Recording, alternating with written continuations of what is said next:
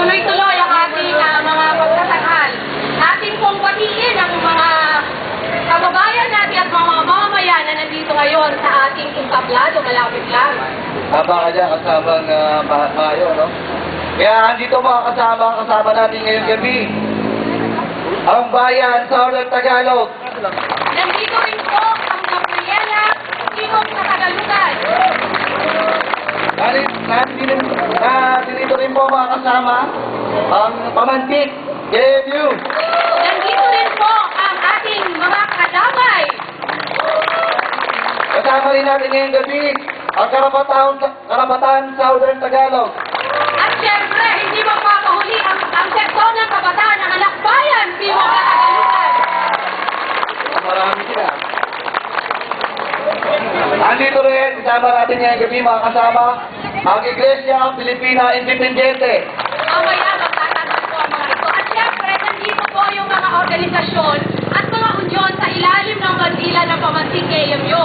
Nandito po ang Honda. Ito, kasama ang Mayo, no?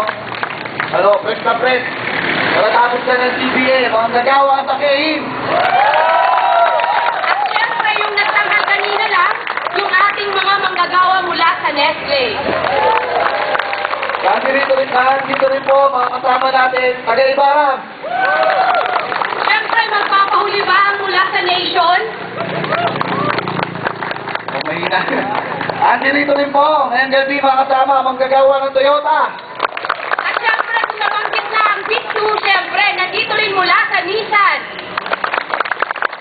Nandito rin po, ang mga taga-Pills. Syempre, nandito rin na mula sa NK. Nandito rin po, ang mga kasama natin, taga-Hanjin. Nandito rin po mula sa Fiona. Nandito rin po, mga kasama, mula sa Federasyong Olalia. At syempre, kung federasyon yan o grupo-grupo ng mga manggagawa, nandito rin po ang Kawal. Yung susunod, siguro nandito lang sila kung di maparating. Yung mga kasama nating Tagaytay Fight. At syempre, kung kausapin ng manggagawa, hindi nawawala ang pag-aaral. Kaya nandito po mula sa leader.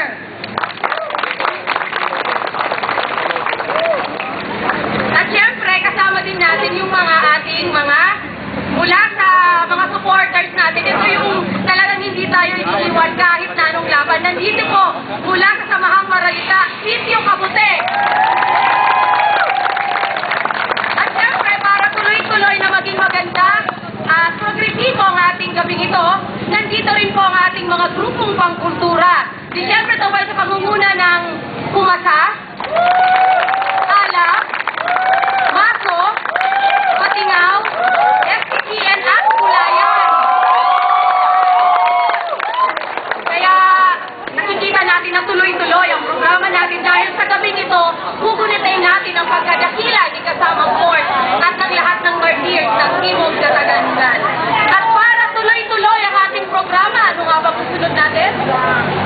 Isang kulturang pagtatanghal mula sa lokal ng Honda. Palapakan po natin ang Maso.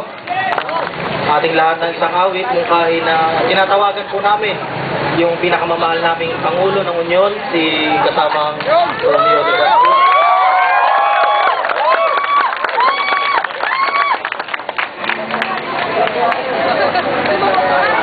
Ang awit pong ito ay inaalay namin sa lahat ng mga manggagawa at sa mga may nakikibaka, partikular sa pinakamamahal naming Pangulo, si Pangulong Fort, na pinaslang sa ilalim ng diktadura ni Gloria Macapagal Arroyo, ang nagaganap sa kasalukuyan ng martial law na hindi deklarado ay mariin namin tinututulan. Sa hanay ng mga manggagawa, kung may martial law ang Estado, ang mga manggagawa ay meron ding gagawing batas. Ito naman ay ang marcha law. Ibig sabihin, mga kasama, kung hindi natin makukuha ang katarungan na minimithi, matagal na natin minimithi, ay sa lansangan natin ito kukunin.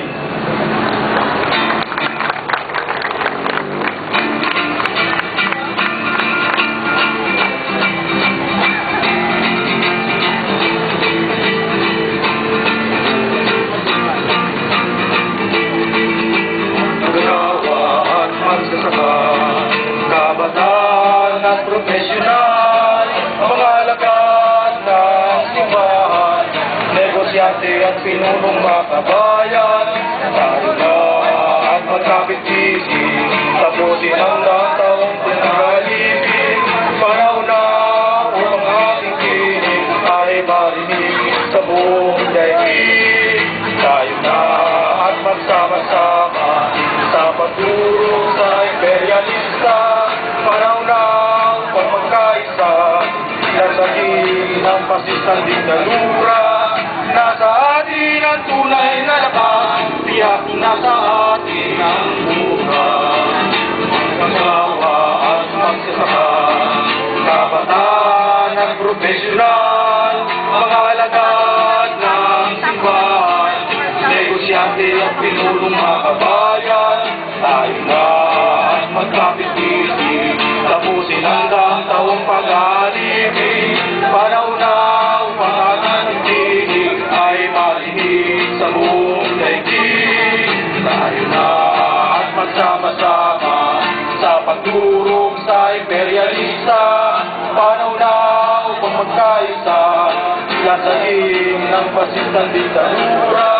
Nasa atin ang tunay na lakas, tiyak nasa atin ang buhay.